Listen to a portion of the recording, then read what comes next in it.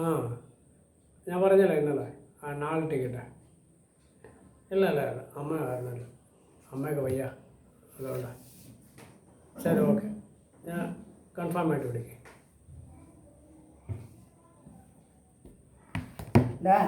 എന്താ അമ്മ? എന്നെ പറ്റി ഒരു ന്യൂസ് കേട്ടോ? എന്താ കേട്ട്? നീയോ ഭാര്യയും കുട്ടികളെയും കൊണ്ട് പോയിട്ട് കോഴിക്കോട് പോയിട്ട് സെറ്റിലാവാന്ന് പറഞ്ഞിട്ടല്ലോ ഞാൻ. അമ്മയുടെ ആരാ പറഞ്ഞത്? നിന്റെ അളിയനാ പറഞ്ഞു. അമ്മേ, സ്കൂൾ കൂട്ടിയിട്ട് പിള്ളേർ വീട്ടിലിരിക്കുന്നത്. അപ്പോൾ അവന് എന്നോട് ചോദിച്ച് പിള്ളേരെ എവിടെങ്കിലും കൂട്ടിക്കൊണ്ട് പോയിട്ട് വാന്ന്. അപ്പം ഞാൻ പറഞ്ഞു കൊടൈക്കനാലിന് പോവാന്ന് പറഞ്ഞു. അത് അവനക്ക് ചെവിക്കാക്കാതെ അവന് കേട്ടിട്ട് അമ്മയുടെ വേറെ എന്തെങ്കിലും പറഞ്ഞിട്ടുണ്ടാവും.